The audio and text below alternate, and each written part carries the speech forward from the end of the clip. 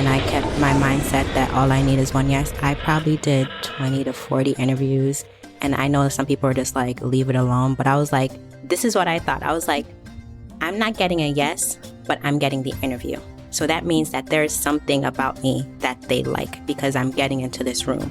So all I need to do, even though I've had 20 no's, is have one person say yes, because at least I'm getting into this room, because a lot of people don't get into this room. So I just kept going and going and going, and I got the job in 2018. T-minus 10 seconds. Welcome to the Journey to Launch podcast with your host, Jamila Souffrant. As a money expert who walks her talk, she helps brave journeyers like you get out of debt, save, invest, and build real wealth.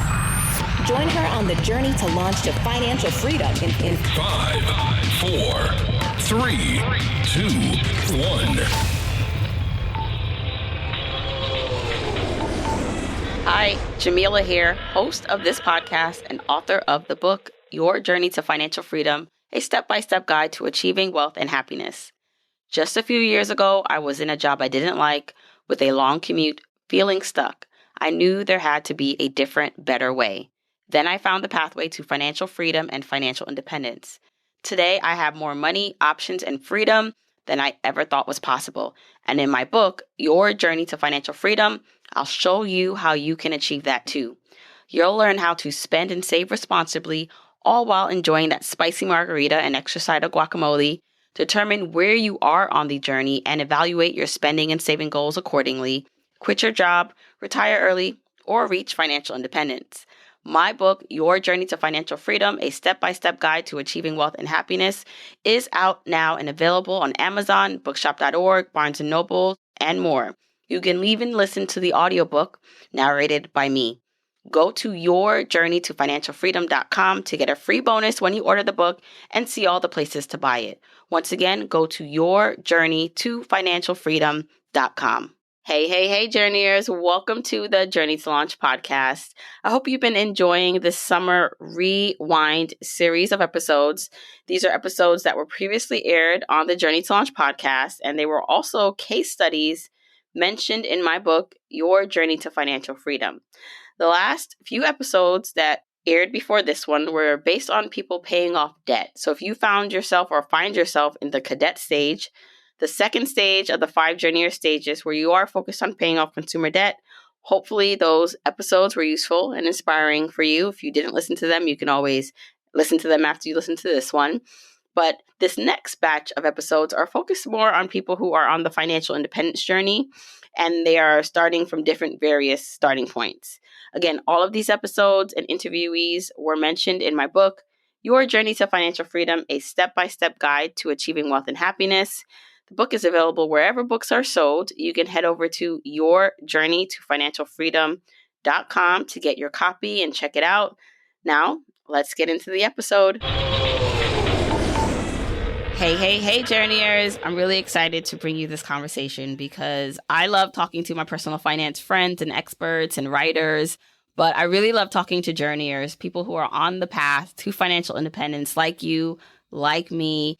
And we have that today. We have a journeyer who is going to share with us her current journey, how she's gotten to where she's gotten with her finances. And her name is Norley Jean Charles. Welcome to the podcast. Thank you. Thank you for having me. I appreciate it. Yeah. So Norley, the reason why I love talking to journeyers or just people who actually are just sharing their stories is because I find that those are the most relatable stories for other people listening. And I'm hoping that while not everyone can relate to every single thing, that whoever is listening to this will find some inspiration or something they can pull out of your story to apply it or help them with theirs. First, I want to let people hear a little background of how you first got introduced to Journey to Launch and how you became a journeyer. And then we'll go into the good stuff. Of course. Well, I got introduced to Journey to Launch through one of my other Haitian lawyer friends. I do this little post on Instagram called Finance Fridays. It's free. It's just for me and my 900 friends where I share my journey. I talk about the personal finance stuff that I do, what I'm doing with my emergency fund, with my 401k, my HSA, and my investments. And then one of my friends was like, hey, have you heard about Journey to Launch? You guys have similar stories, and I think you're really interested in it. And she's, from Brooklyn. She's married to someone who's Haitian, and she has 3 kids. You probably have been through the similar neighborhoods and have not known. And I was like, oh, I have not heard of that. And I'm going to listen to it. And as someone who's just always interested in personal finance, as soon as I started listening to your podcast, as I'm working through the day, I turn it on and just listen to it. It just motivates me. I'm probably on episode 234 because I've been listening to it straight through. I listen to every single episode. And I was like, let me see if, I can, get an interview, because I really love this podcast. So that's how I got introduced to it, because of my little Finance Fridays for my friends, just close friends. And then my friend was like, you need to listen to Jamila Zufran. And I was like, okay. And I did. And I was like, hey, this is awesome. And I'm always talking about you with my friends. I repost your episodes. If I really like an episode, I'll repost it. And I got some friends to even start following you, because your stuff is just on point. Oh, thank you. And I love that. And that's the power of word of mouth, which is why I always say the best thing anyone can do if they're enjoying this show and the podcast is to tell a friend, post it so that your actual friend or someone in your life can also get on board and be inspired if you're inspired. So love that. Also love that you're Haitian. So yes, my husband is also Haitian. There's so many similarities, I think, when I was reading your bio. And I was like, oh, my mom is going to love this episode, because I was reading through your background, which we'll get into, your family immigrating here, you going through prep, which I want to talk about a little bit. And so let's go back a bit. When did your family immigrate here, and your experience growing up as an immigrant here and with money? So to hunt back into the early days, my grandfather came to East Flatbush and he worked at Kings County. I'm a Brooklyn. He worked at Kings County as an x-ray technician. We lived on Hawthorne between Nostrand and Rogers. And he came here with his wife, and he had his kids back in Haiti. And so I guess through chain migration and being able to bring your kids through the immigration system, he brought all of his children, and grandpa had some kids. I can imagine. Yeah, so he, one by one, he brought the oldest, and my mom was probably in the middle somewhere. So she actually came here in around the early 1980s. And then she got married to my father, Enoch, back in Haiti. And she wanted to make sure that I received citizenship, because we know that it's harder to make it here if you don't have legal documentation. So she came back specifically to Brooklyn to have me at Kings County Hospital. So I was born in Brooklyn at Kings County, and then she took me back to Haiti. But when things got a little unrest, there was a coup with Aristide. By then she had my sister and I. She also had my sister at Kings County. She was like, I cannot live in this unstable environment with 2 young women, and I don't feel like I can raise them here. Because one day she told me the story. She was picking me up from school, and there were just mass protests because people did not want Aristide to be in power. And she said there were tires burning in the street, and she's walking in the school with 2 little girls, and she's like, I can't stay here. I don't feel safe with my children. So she picked my sister and I up, and we moved into my grandfather's house, Hawthorne between Nostrand and Rogers. Oh, yes. And that started my journey. I went to PS 397 on Fenimore Street, right in front of Wingate Park. That was my elementary school journey. And it was, I think, a very great experience. Everyone at PS 397 was a Black woman. The assistant principal was a Black woman. The principal was a Black woman. All the teachers were Black women. So my first immigrant experience here was just thinking that Black women were in power. Even the security guard was this older Black woman who could not even run. I don't know why. She was a security guard. I think her name was Miss Wimbush. She was the one at security. So I grew up seeing Black women in power because I was in Flatbush. So that was my first sort of beginning experience as an immigrant. So I was born here, but my mom had me purposely to make sure that we didn't have any problems with documentation, because she knew it would be hard if that was the case. And how old were you when you came to here to permanently move? When we permanently moved here, I was around 5 years old. We first moved with my mom's sister. We were in Cambridge, Massachusetts, which is another outpost of the Haitian community. A lot of Haitians live around the Boston area. And then I went to school there for about a year. And then my mom moved back in with her father in Brooklyn. And so I started going to school here around 6 or 7. First went to school in East New York and then ended up at PFC 97, which was in Flatbush. So that was my elementary school experience. Wow. And so growing up, and, I understand this experience as, I know you listened to a bunch of the episodes before, and I've shared coming here at 2 years old and also living with family until we can get on our feet. And from your memories growing up, when it came to like money and what your mom did, like when she came here, like what were your memories around that and how did it shape you and how it play a role into how you have evolved today with money? I would say that one of the things I saw my mom do with money is she made the most out of the least. So when she first came here, she started as a CNA, and then my grandfather lived on the 6th floor of the building. My mom saw an apartment that she could afford as a CNA. CNA nurse? Yeah, certified nursing assistant. And so we moved to the 2nd floor. And I guess what I saw her experience with money is she put her children first. So my experience with her was my mom worked like 2 or 3 jobs most of the time to make sure she could provide for my sister and I. And she partook in SUSUs, which is like informal loan communities. So I saw my mom was a planner. So every summer before we went to school, so we could get all of our school supplies, my mom would make sure she was in a SUSU so me and my sister could get the clothes and get everything that we needed. And what I did see about her is she didn't have a lot of money, but we didn't feel it. She cooked all the time. She was an amazing cook. So there was never the eating out or anything of that nature. And I never felt like I was missing out because her food was amazing. She made all of our dresses when we were growing up. I wore red. My sister wore pink. She made all my birthday cakes and she cooked all our food. We'd be in our lunch boxes going with food.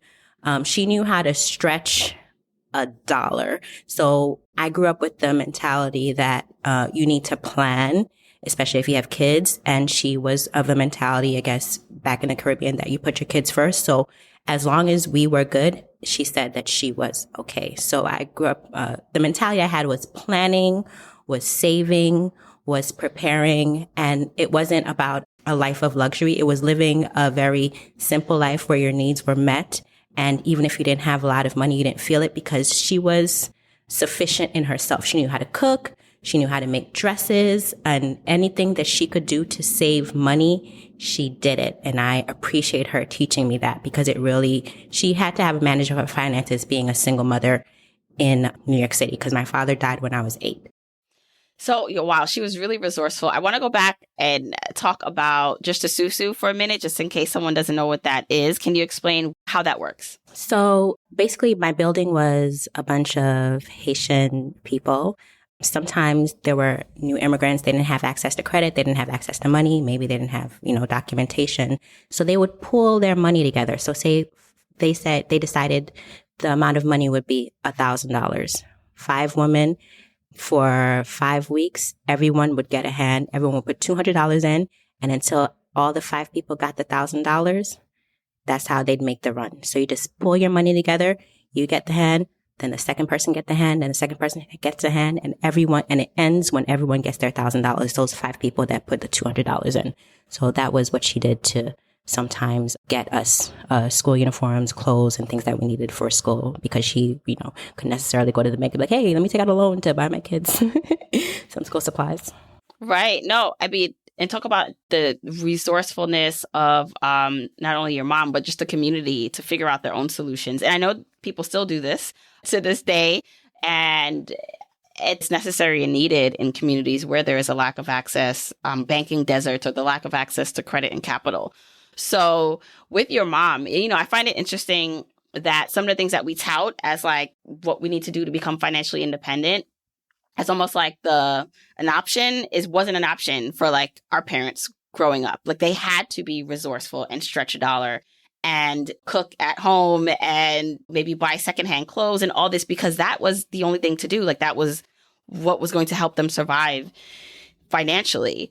And I think it's really nice to see that while you don't say it's luxurious, like how you grew up, maybe materialistic wise, like I feel like you lived a life of love in, luxuriousness, because a lot of kids, are not receiving that. Like some parents are so busy.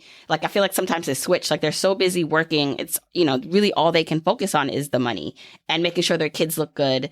But that like love and attention and special care where you feel like secure, like emotionally and mentally secure in your household, like that actually to me provides a solid foundation for what we see. I think the product of me, which is what I feel like I got from my mom, is what helped me become who I am today. It's like that internal luxury that we've received growing up. So I just want to like stress that, because as a parent myself, I have to remember that is what I want to pour mostly into my kids. Yeah, the material things are cool, but not really. It's more important that I show them love and care and kindness and all these things it seems like you were able to grow up in.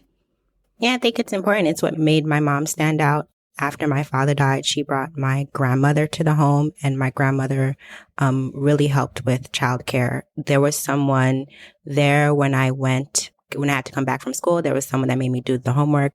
Couldn't watch TV Monday to Friday. Homework had to be done, TV on the weekends. And if I got home 5 minutes late, grandma would call my mother and let her know. So even though she grew up in a single home, I had a feeling of a two-parent home, because the two women in my life provided me with such security and love, and I felt valued, and I felt that someone was looking after me, that I really didn't necessarily feel insecure, even if we were struggling, because they poured their love into me. And I really always appreciate that about them. Yes. And I could tell already like that the importance of education was stressed to you growing up, as it is to most immigrants and people coming to this country, because it is the pathway out, like to find a better career, to make more money. So can you talk about what that looked like for you? Because all of this, I'm setting the background because we're leading up to like what you do in terms of your career, how your income has fueled your financial independence goal. But I want to like show people like the work it took for you to establish your education and your career before you started making the money. Well, one of the first things my mom used to do, or one of the first things my mom did was, Haitians, they know French and Creole. So she had to learn English, and she took English classes at Columbia University. And she'd tell me that she'd walk me on campus and she'd be like, one day you're going to go here. But I didn't know anything. I was just like, okay, yes, cool. But that was always stressed to me. My mom came here. She was a CNA. She became a licensed practitioner nurse, an LPN. And then she became an RN just about 5 years ago in her 50s. She kept pushing and pushing and pushing herself until she got what she wanted. She always told me she wanted to be a doctor in Haiti. She was incredibly smart. She was third in her class. She did very well in her national exams. But the political situation was so unstable, so untenable, that she had to move herself and her children to America because she didn't feel safe there, especially as a woman. So when I came to this country, it's not even like she stressed it to me. My mom, she didn't spend money on food or she didn't spend money on our clothes, but she got me whatever book I wanted. So one of the first things that stressed about education was, remember book fairs? Yes. There was the Scholastic book fairs. Yes. My mother would go to the Scholastic book fair at PS 297, Miss Star Librarian, and she'd drop $100, $200, $300 at the book fair and buy me whatever book I want. I had all the Babysitter's Club books. I had all the Goosebumps books, the Boxcar Club books. I had all those books. Like my friends were buying like pencils. Remember the pencils? Like, yeah. and erasers. And I was there buying stickers. Yes. And I was just buying a lot of books. So she really nourished my reading. Like I had a huge library. Then she'd buy me the memorization cards. And she'd buy me trivia games so I could memorize things. She'd check my homework after school and she'd sign it to let the teacher know that she's checked it. And she didn't allow me to watch television from Monday to Friday because she really wanted me to focus on school. So I think because she didn't get the chance to become the doctor, she became the nurse. I think having kids really, she had to put that on the back burner, but she still achieved the dream in her 50s after we had grown up. But she pushed me to do the best I can in school because I feel like she knew that it was my opportunity and I could go further than she had because she had come to this country. So I always felt that I came here with a purpose. It was to push myself to get to the furthest education because of the sacrifice that I knew my mother made for me. And even my grandmother, she didn't finish well in school. She finished like the 6th grade, and then she had to go support her family. She became a babysitter and started looking after kids. So the two most poignant women in my life that I grew up with, I knew they had to make sacrifices for their families and not get the full educations they needed. So even as a young kid, I always just loved school, and I knew that they were making a sacrifice so I could get a good education. So that was really incredibly important to me.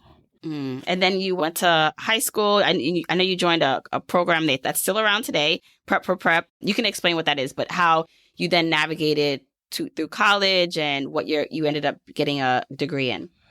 So one of the things that benefited me, because my mom really nourished my love of reading, she bought me every book I wanted at book fairs. That was one thing she didn't say no to. Clothes, no, I can make it. Books, okay, I'll buy it. I can't write them.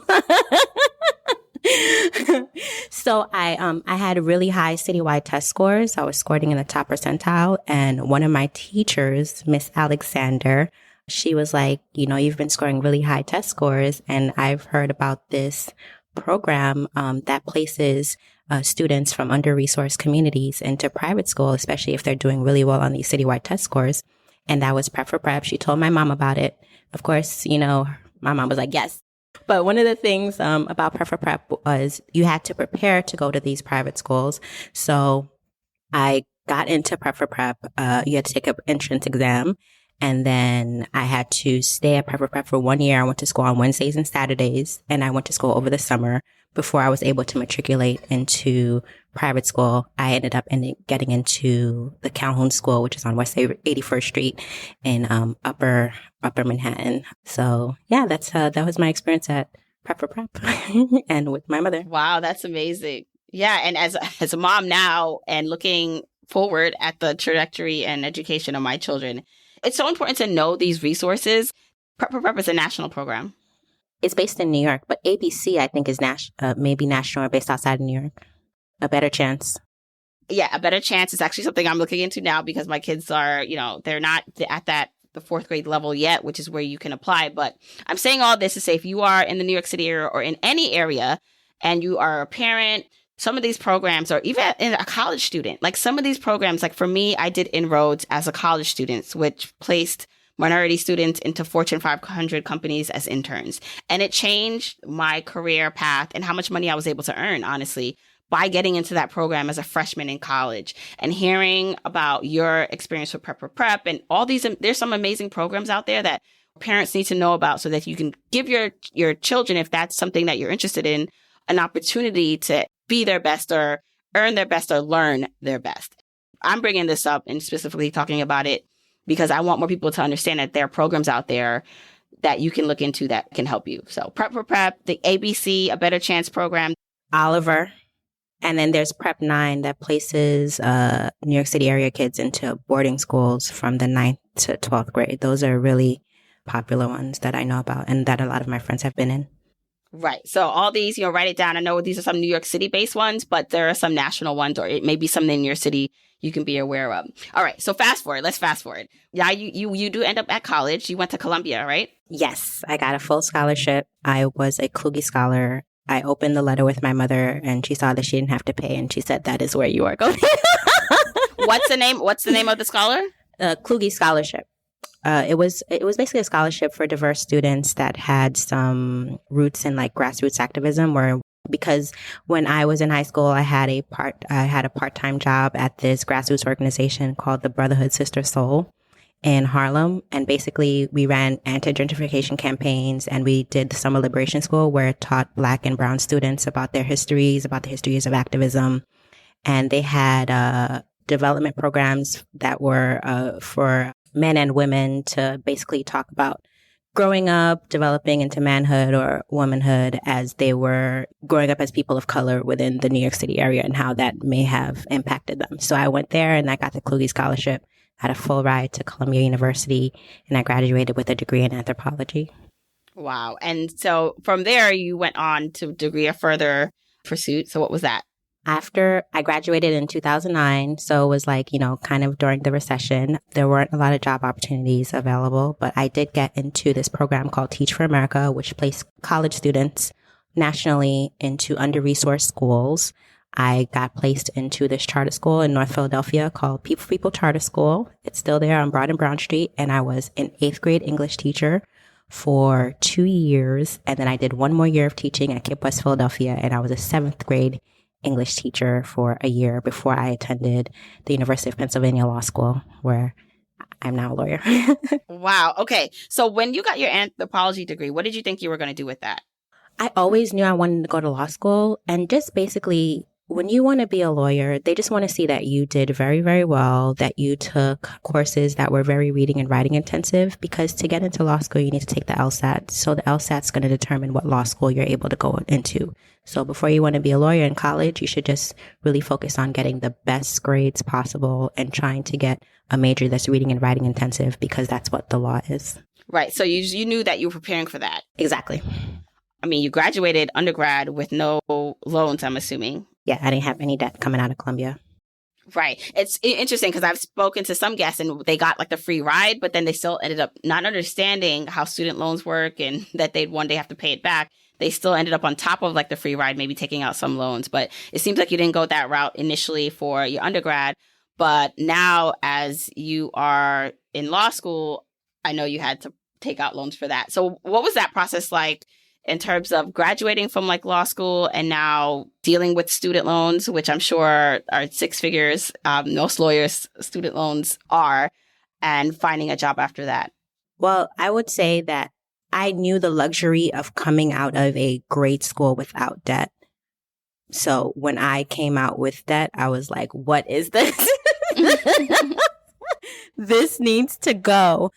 So basically, the one thing I will say, and as I'm talking to you, I just realized having a lot of like amazing Black women around me has really helped me, is when I went to Penn Law, I went in knowing I'm going to have 6-figure debt. There was no way I could afford the school. I did not have savings. I did not have a trust, and I did not have a mother that could support me going to Penn Law. But I also went specifically to Penn Law because it was known as a school that had real good ties to their business school, Wharton School. And it placed a lot of their graduates into big law, which are high earning law firms where you have high salaries. So I didn't go into it blind. I went into it saying, I'm going to take out a lot of debt, but I'm going to get a salary that's going to make me pay this debt off. I didn't go into it saying, I'm going to take out a lot of debt and then I'm going to become a public interest attorney and make $50,000 a year. There's nothing wrong with that. But I'm just saying that is why I went to that school specifically, because I wanted to be able to pay that debt off when I came out. I didn't want to struggle because I don't want to struggle. So yeah, that's what I did. I talked to some female attorneys at Penn Law and I was like, what are you going to do? Like, this is a lot of debt. And they were like, most of them just said they refinanced. They, I guess, took it out of the government loans. They refinanced to get a lower interest rate, lower payments. And then a lot of them used the refinancing with the lower interest rates. And then they used their bonuses to pay it off within 5 to 7 years. So even then I knew that there was a pathway to become debt free. And I've had women before me that did it. A lot of my female friends that went to law school were very financially savvy, and they paid off their loans in 5 to 7 years by refinancing and by using their bonuses to pay it off. And that's what I plan to do. Okay, journeyers, what if I told you that there was an AI tool that could help you get out of debt? Yep, it's true. Fortress is a revolutionary AI tool designed to get you out of debt swiftly and effectively. I've tried it myself, and I must say I am very impressed. Fortress gives you custom strategies and solutions to help you get on track with your debt. You put in some details about your debt and circumstances, like your debt balances, goals, and more, and then it gives you solutions to help you get on track. My favorite part of this tool is being able to ask questions that are specific to your situation. You can ask it to explain financial concepts, and it will suggest strategies you may not have thought about. After helping you understand your best options, it continues to support you, ensuring you know exactly what to do next. This hands-on approach helps you stay on track and work towards achieving debt freedom. You can try the app now. Over 75,000 people have already signed up. The best part? It's completely free. You know I like to hook you guys up. Go to journeytolaunch.com/fortress to get started.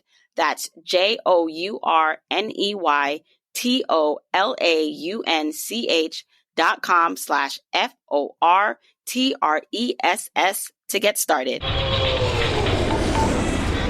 You said your mom, what you saw from her was that she planned, and you obviously are a planner and had a lot of strategy behind the decisions you made. I think that's amazing and wonderful. And I know like hindsight is 2020 for so many people because, you know, if knowing what a lot of people know now, especially listeners, they'd be like, yep, I would have thought about things differently too, Norley, when I was going to college.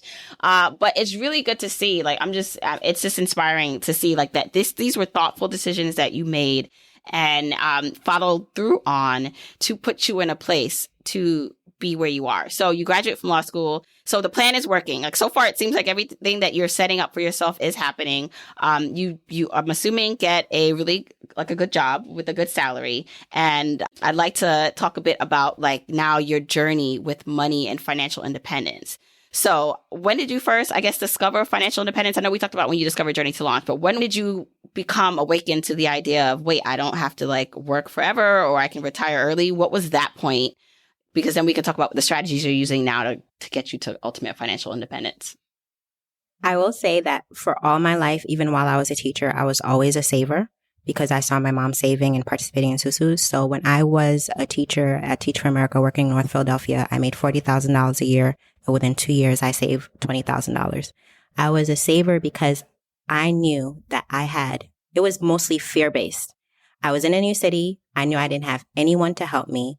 Like I knew my mom, I could always move back in with her. And that is a blessing, of course. But I knew if I couldn't make my rent or if something bad were to happen, that I would have to pay for anything. So I would always like to stress that even at my lowest salaries, I was saving 50%. But I didn't know about 401ks or anything of that nature. But I was always a saver because I was always like, this is, like strong Black woman mentality is like, you only have yourself. You don't have anyone else to help you. Your family cannot help you. So you can't blow this money. And I also graduated during the time of the recession. Everyone was scared. People weren't getting jobs. So we weren't out here traveling and doing all this stuff. People were graduating without jobs in college. So I was fortunate enough to get a job. So when I got one, I saved a lot of my money because I was like, I don't know what's going to happen with this recession and I don't know where the economy is going. That was always in the back of my mindset. But yes, I discovered the FIRE movement and actually right before the pandemic in 2020. I was just on IG and I was scrolling through and then Personal Finance Club popped up with Jeremy. I forget what his name is. Schneider? I hope I don't butcher it. Yeah, he's on Instagram. He has a very big account. Yeah. Yeah. And then I saw this investment list where he basically had a list about, the best way to invest. He was like, tax deferred accounts first. And then I saw HSAs, I saw RRAs, and I saw index funds. I was like, what is this? Because I'm just a saver. I was just like, even before that, I was saving half of my salary just into my savings account because I always save. I've always saved, but I wasn't investing. And I was like, what is this? And then I started and I saw that he'd retired at 36, even though I saw that he retired at 36 because he sold his business, but still he was still showing people that these are some ways to use, your tax deferred accounts. And these are some ways to use investment vehicles that people have been using to be able to grow your money. And that's when I got into the movement. I saw financial independence, retire early. And then it led me to zero-based budget, led me to I know Clever Girl Finance is not really a FIRE movement, but still talking about personal finance for women and for women of color. Well, that's the beauty of this. It's just like, once you get into it, it's like, it's a rabbit hole like that you love falling in because then you start finding people, then, you find someone you have a lot of things in common with and you find something you've never heard about that you never do, but let me see what they're doing over there. It's the beauty of the internet and the community. So you said something really interesting. So you didn't find out about financial independence or even investing until about 2020. So up until, it seems like, right? Yeah, basically. In 2018, I knew what a 401k was because one of the things you said were like, did you graduate with like a high salary job? Actually, I did not. One of my first jobs I graduated, I was making under 6 figures. And so I had to live with my mom because my loans were so much that I could only afford my loans and not be able to afford an apartment. And then I had to network and then I found a job where I was making significant amount of money. And with that, I was like, because as a saver, because I've always saved 50%. I was like, I have a lot of money in the bank now. Like, there's something else I can do with it because I've never been one to spend all my money. And then I was like, then I started reading about 401ks and of that nature. And then I fell into Jeremy because I was already like, I'm saving, but I know there's something like, I think inflation is killing my money. Like, what am I doing? I can't just save to wealth. Everyone's like, you can't save to wealth. You can't save to wealth. You have to invest. And that's when I fell into the FIRE movement because I now had the money. It wasn't just caught up in the loans where I could make some moves and try to figure out what I wanted to do. Yeah. And I think it's really important, like the saving for a lot of immigrants. And there's a lot of people, just if you are versed enough to even know to save and have money to save, right? Is that, okay, I'm putting it into a savings account. But with inflation and now today's time where inflation is even, higher, like literally your money is losing value just sitting in a savings account. And investing is the way to wealth. When you graduated, you did not have a 6-figure job from law school. No, I did not. But you did have the resume, right? You had like on your resume, it probably looked amazing. But I'd love to know for you, what did that network look like? How did you start to reach out or make the connections to get the higher paying job? I reached out to recruiters that I knew would like the name of my law school, law recruiters that worked with law firms. And most importantly, the most important thing that I did, I updated my LinkedIn, of course, to make sure that I looked appealing there. And I just researched firms that I wanted to. And if I liked a practice group, like at first I wanted to be in investment management, I just directly emailed the associates that worked at that firm my resume and I asked them for an informational interview. I would send maybe 20 emails to one firm and I just needed one yes. I would get on a call with that person. And if they liked me, I'd say, hey, and they'd usually tell me, we'll pass your resume on to management. And I got 3 or 4 interviews based off of that. But that's how I got like my first big firm job. I just did it myself. A lot of people were like, oh, maybe you need to use a recruiter or maybe you need to go into public interest for a little bit. And then I was like, I do not want to go into public interest. I know I went to law school. I'm just going to network myself. And if you don't believe in me, good for you. I know that when someone likes you, they'll pull for you. And I always said to myself, all you need is one yes. And so I kept going until I got my one yes. Yes. Yes. And you hear that. It's like, update the LinkedIn, reach out, an informational interview. So explain how that's different for asking for a formal interview for a job for someone. Basically, I'd go in saying, I'd send them my resume because the resume is, of course, showing them that I have some sort of skills or expertise that is tied to their practice area. And then I'd say, hey, I see your firm is also involved within the practice area that I'm involved in. Can I talk to you about the opportunities there? Can I talk to you about the work-life balance there? Can I talk to you about your assignments there? And basically just asking them about how they were at the firm and, get some information based on their work style or what the firm was like there. So that's what information is. You're not necessarily asking to get a job. You're just asking about the job and seeing if there's any similarities or if you want to go forward based off talking to that person that's already there. Right. And you'd be surprised like how many people are interested in talking about themselves and being able to share their expertise. Right. And so money obviously is important, but for a lot of people starting out, they don't have necessarily the connections and or the money, and you have to create that. And sometimes it's more important to have the connection because once you have the connection to the person knows your name, it's a different playing field or being in the right room. So all kind of the programs we talked about before, whereas someone has no clue that exists, so they don't apply for it or they don't apply their kid to go into that, but it puts them in different rooms with different people who can now start advocating for them, or you can start advocating for yourself. So I just love that. And I hope someone does that today, where it's you're interested in a job, fix that resume up, fix the LinkedIn up, reach out to the associates at that company and ask for the informational interview. You could be surprised where you can get with that.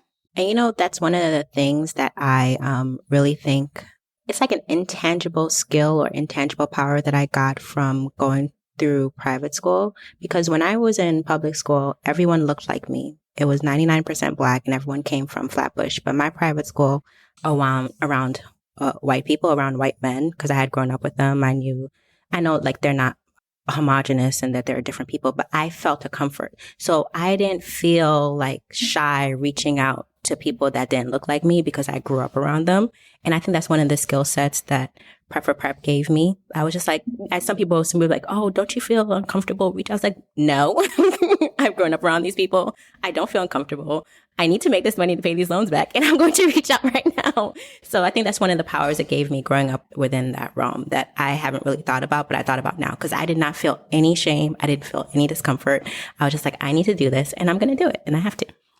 I love that you just had that epiphany, because it is true that now leads me back to some of the ways I've navigated in my life, is that because I've also was exposed to like more diverse people growing up. I went to a diverse high school, college, so I always felt like, okay, maybe ignorance is bliss in a way. It's like we know, I think, obviously, when you're the only person of color or Black person in the room, you know that there are some differences, that there may be some just inherent, like people are being outright racist or just like subtle about it.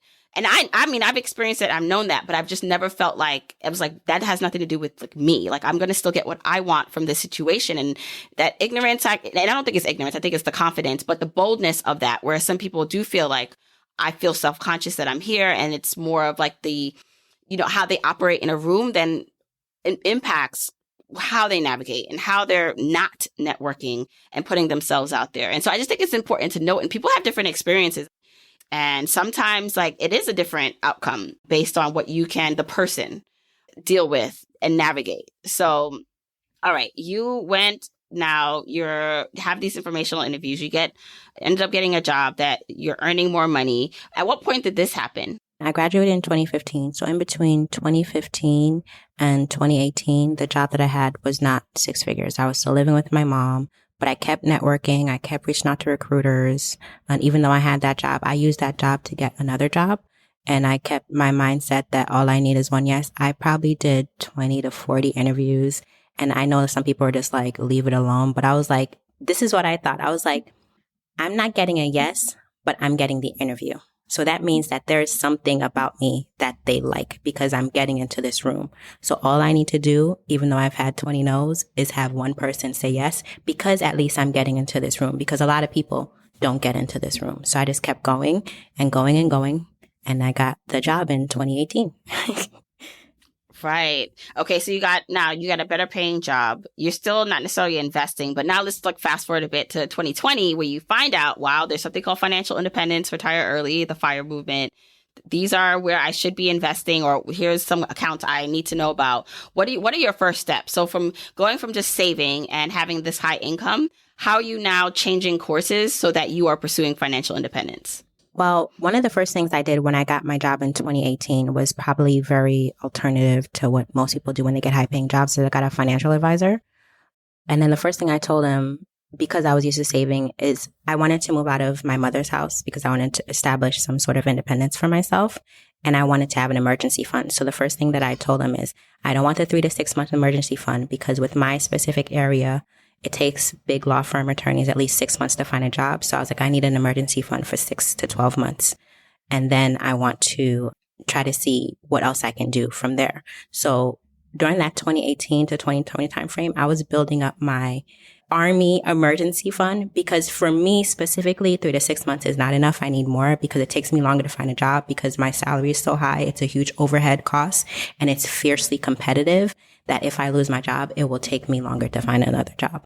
So when I was basically coming up to having 8 or 9 months, I was like, okay, I'm going to start, I'm talking to my financial advisor. He's like telling me about 401ks, HSAs. And I was like, and that's why I found Jeremy, because I started researching and I'm like reading about things. And I was like, okay, because I'm trying to learn about these different vehicles. And then that's when I found out about the FIRE movement and how I could, because of my salary, accelerate my retirement plans because of doing that. And so some of the things that I started doing was I had been saving half of my monthly salary to build up my Army emergency fund for 6 or 12 months. So I started just maxing out my 401k. I maxed out my HSA. And then I placed the rest of my salary into 7 different ETFs. So basically, I went from saving that for my emergency fund, and I immediately took it and I put them into 3 different investment vehicles, 2 that were with my job, and then the other one that was with a brokerage account in ETFs. Right. Okay. So I just want to just recap that. You started putting money into your pre-tax retirement account. So you're saving on taxes, and at your high income, it's very smart to do. Then HSA health savings account, which is also a powerful investing vehicle because it's tax advantage going in and you save on taxes going out. I have a whole episode about that I'll link to for anyone interested in learning more about the health savings account.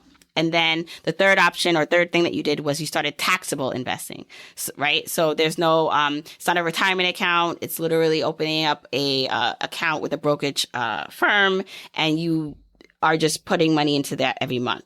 So, and I'm assuming the other thing that I want to just make sure it's clear is because you already built up your emergency fund now, it seems like you can just, all that money you were putting towards that can go towards investing. But I know you also had the loans, and you're not going the way of loan forgiveness through working for the public sector. So how are you navigating like paying off your loans and then any other debt if you had any other debt? I didn't have any other debt. I only had loans. I don't have a car. I don't have a mortgage. I actually negotiated my rent to be 30% less over the pandemic for 2 years. Thank God, because the rent is going crazy in New York. So with my loans, I went with the plan that I heard the Black women at Penn Law did. I refinanced. This was before the pandemic. Actually, right before. I was actually kind of angry when I did it. But I refinanced my loans, and I'm just paying that minimum. And what I'm doing with my loans is I get pretty generous bonus. So I'm just paying the minimum throughout the year. And then when I get my bonus, I'm splitting it in two, and I'm paying half debt in terms of paying my law school loans down, and then I'm investing the rest into my taxable brokerage account. So I'm just depending on my bonuses to kill the loans and paying the minimum after refinancing. That's what I'm doing. Right. And so it sounds like we're going to go back to that 30% rent negotiation, because I know that there's some gems in here for someone to take. Pouring all your money into investing, paying off your student loan debt. So your cost of living, your expenses, I want to get to that side because technically, probably with how much you make, I'm assuming you could be living a more lavish lifestyle. And so what does that look like for you in terms of keeping that cost down? So you mentioned your rent, you were able to negotiate. What were some things that you did to keep your rent down or to negotiate it down in other areas that you're saving in terms of expenses?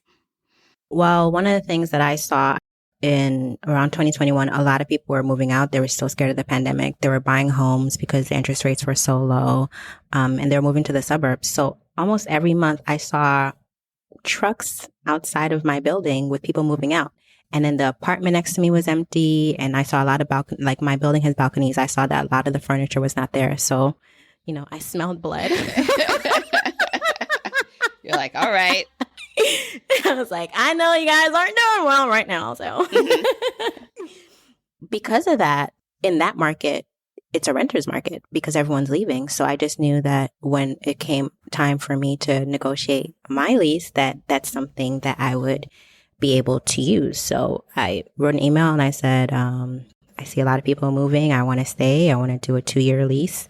And I gave them my price point, and I gave them the advantage that they wouldn't have to fill my unit for 2 years. But I also negotiated a 30-month leave out. Like, I could leave if I gave them notice within 30 days, I could exit out the 2-year lease, because 2 years is a long time and you don't know what's going to happen. Life happens fast. And because I read the market, I was able to do that. So my rental expenses are only 12% of my monthly salary. I don't have, my debt is my school loan. And that's really just it. I don't have a car. I don't have children yet. So I've really, basically what I'm paying for is my rent and my school loans. And that's what's helped me invest so much money, because I do not have a lot of responsibilities. Right. And then also, did you pick up any of the homemaking skills from your mom? Like, are you cooking a lot? Exactly. I'm very into fitness. I exercise Monday to Friday. I do strength training. I know you hate running. I hate running too, but I do some sprints. It's so effective. That's the thing. It's so effective. Yeah. And I meal prep from Monday to Friday. So every Sunday I have a chicken and fish based diet. I meal prep all my meals, and that means breakfast, lunch, and dinner, and I buy my snacks. So every week, like, I only eat out maybe Saturdays and Sundays because, you know, you have to enjoy life. And the city has so many restaurants. So I do eat out like once or twice a week, but for a majority of the week, I'm not buying food.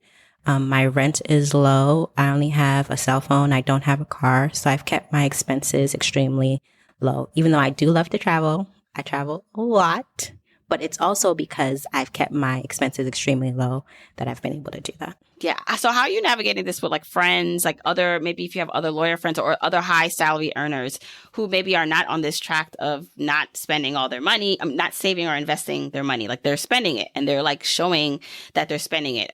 Like how are you navigating your friendships and hanging out and spending money in that way? Well, I will say in terms of me and my friends, they're very like-minded. Like I told you about the Finance Fridays where I talk about what I'm doing. So honestly, a lot of my friends do the same things I do. And I think that's one of the things that's been really important to my journey is to surround myself with like-minded people.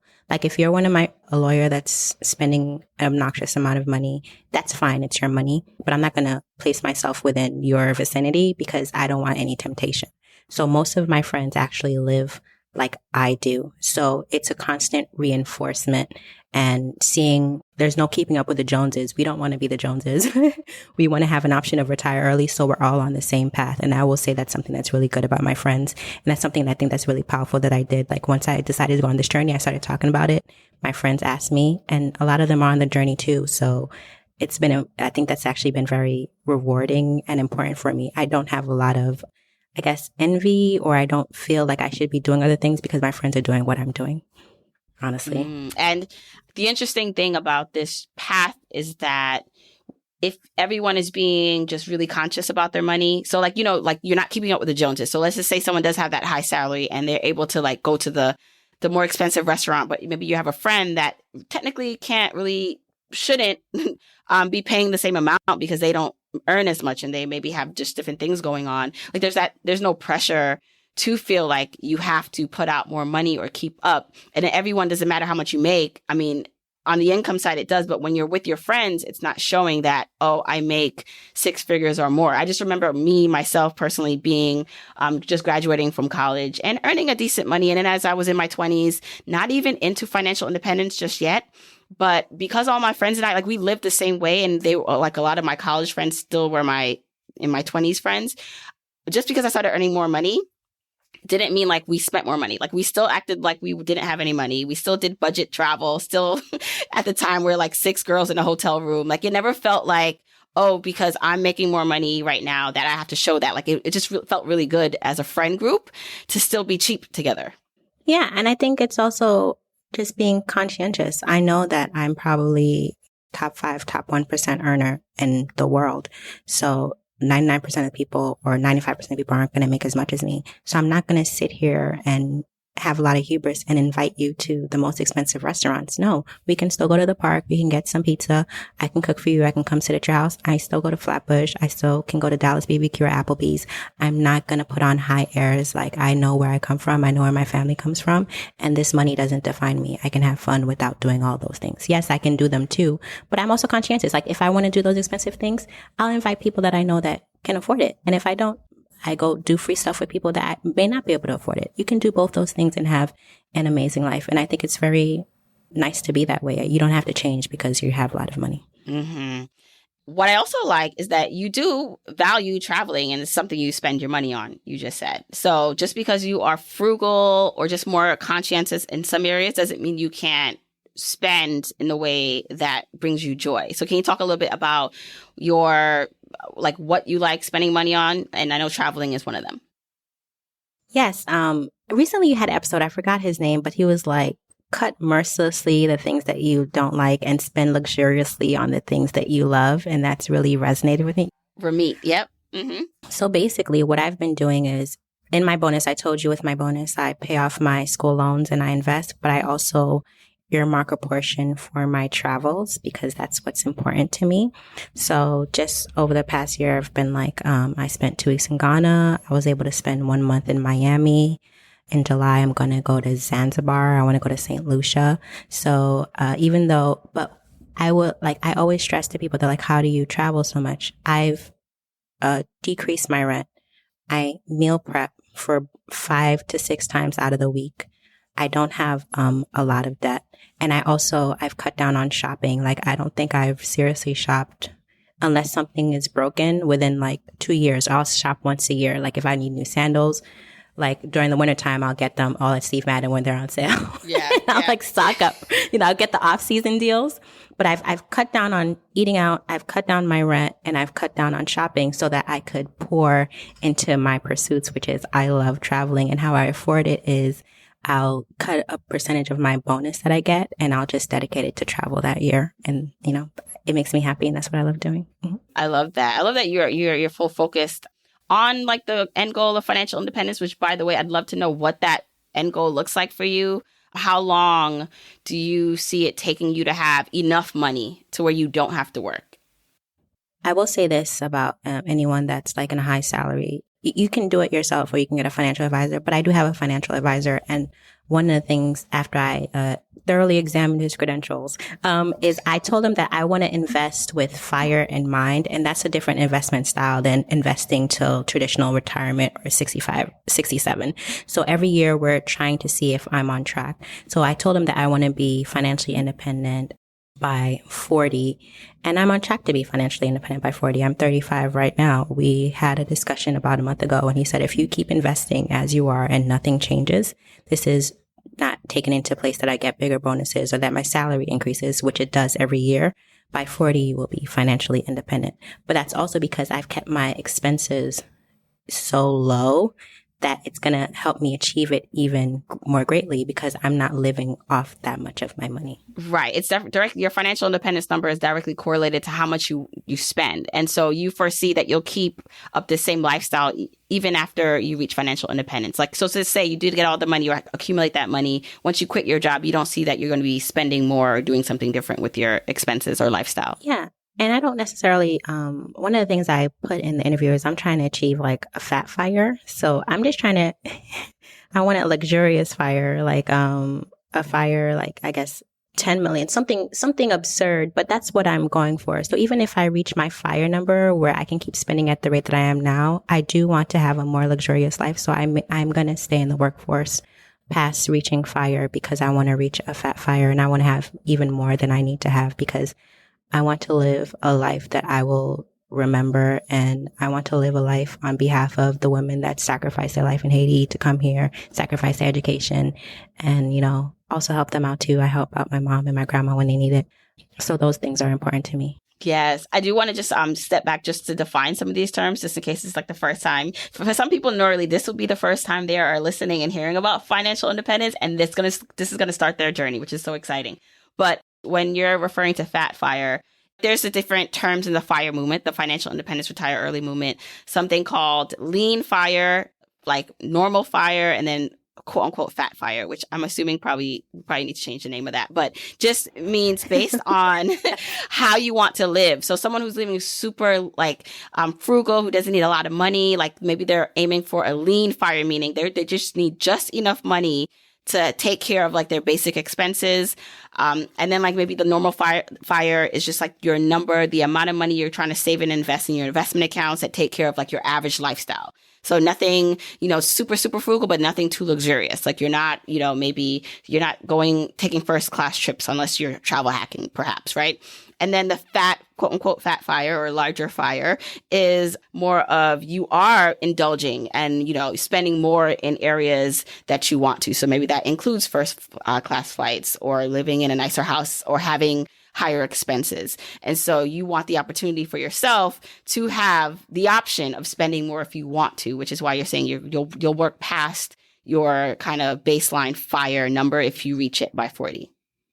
And it's the way that I think it's interesting to look at it, because once you do hit or know what your number is potentially, you can choose to work past that or not. Is the trade-off worth it, right? Is working longer past what I need to work, is it worth it that I want to spend extra money on doing this thing? And sometimes it's yes. Like I actually want to live this lifestyle and it's worth working the extra hours or years to do that.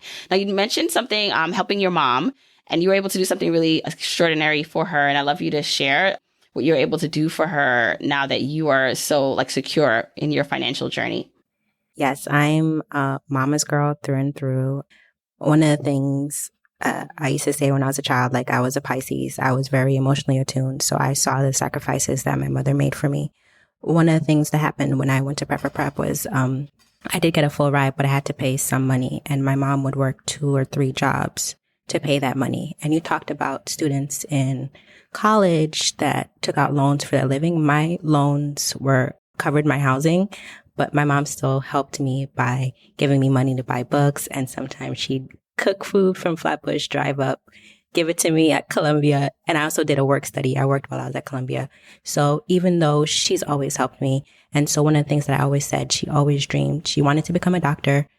She had kids before, and she didn't think she could go to medical school. So she became a nurse. But one of her dreams was, she's like, I want my like American dream. I want like my white picket fence. So during I'm getting emotional. During the pandemic, I saw that, the interest rates were low. And one of the things that my mom said was, Brooklyn is incredibly, incredibly expensive. And my mom is getting older. And I was thinking, maybe we can buy a mother-daughter house in Canarsie and I'll live at the bottom. But I was like, I don't think that's going to make me happy. I like where I'm living now. My mom told me that she wouldn't mind owning a home in Florida. There's a Haitian community in Florida. It's nice. It reminds her of Haiti. It's more stable. So I was looking around and I was like, because I know my mom's rent. My mom tells me about her finances. And I saw that if we came under a certain price point, we could actually find a home there that would basically be the amount of the rent that she is paying in Brooklyn. So I suggested to her, I said, would you move? Actually, let me go back in the story. I switched jobs during the pandemic. I'm a securities attorney, and there was a huge boom in securities during the pandemic, and I was able to switch jobs. And I was actually on the phone with one of my girlfriends after I got an offer, and she was like, did you ask for your bonus up front? And I was like, what are you talking about? If they usually just prorate your bonus. She's like, no, ask for it up front. Say that, you're leaving your job and you're not going to get the bonus that you usually get annually. So ask for your bonus up front. And I was like, okay. And when I asked for my bonus up front, I saw that bonus could be a down payment. So I called my mother and I was like, listen, you're always talking about your white picket fence. I asked for my bonus up front. We can't afford something in New York, but we can afford something in the Miami area, in the Fort Lauderdale area, or in the West Palm Beach area. Would you be willing to buy a house there? And she was like, yes.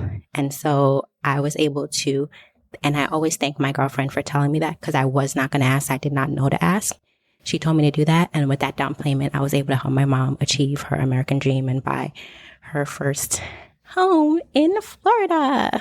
Wow, that is amazing. What an amazing story. And, a testament to how she poured into you and how now that allows you to pour into her and give, not even in return, right? The favor. It's not like it's in, this for that. It's more just like, this is like the cycle of love and finances, and like having healthy finances enough to do that and secure enough job to be able to do that. And so now she has her home in Florida, and she's also, I think you said in what you had mentioned before, she's still in New York. So she's able to kind of like live that, I'm going down to, Florida for what I want, which is such an amazing thing to be able to do. Yes.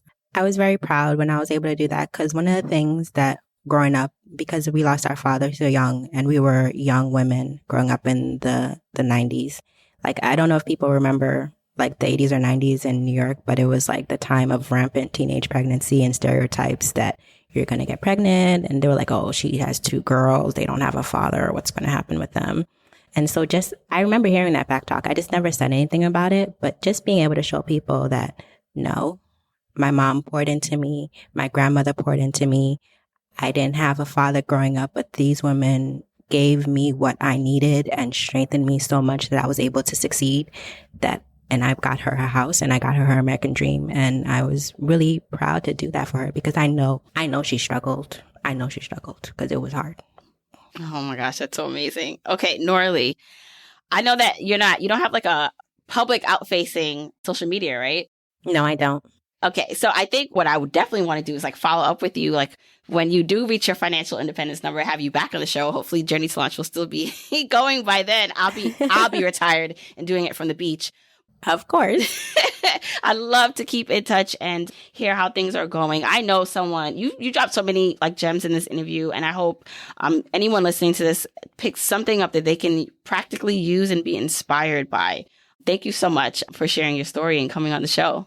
Thank you. I appreciate it a lot. Don't forget, you can get the episode show notes for this episode by going to journeytolaunch.com or click the description of wherever you're listening to this. And you can still grab your Jumpstart Guide for free to help you on your journey to financial freedom by going to journeytolaunch.com/jumpstart. If you want to support me and the podcast and love the free content and information that you get here, here are 4 ways that you can support me and the show. 1, make sure you're subscribed to the podcast wherever you listen, whether that's Apple Podcasts, that purple app on your phone, your Android device, YouTube, Spotify, wherever it is that you happen to listen, just subscribe so you are not missing an episode. And if you're happening to listen to this in Apple Podcasts, rate, review, and subscribe there. I appreciate and read every single review. Number 2, follow me on my social media accounts. I'm at Journey to Launch on Facebook, Instagram, and Twitter, and I love interacting with journeyers there. 3, support and check out the sponsors of this show if you hear something that interests you. Sponsors are the main ways we keep the podcast lights on here, so show them some love for supporting your girl. 4, and last but not least, share this episode, this podcast with a friend or family member or coworker so that we can spread the message of Journey to Launch. All right, that's it. Until next week, keep on journeying, journeyers.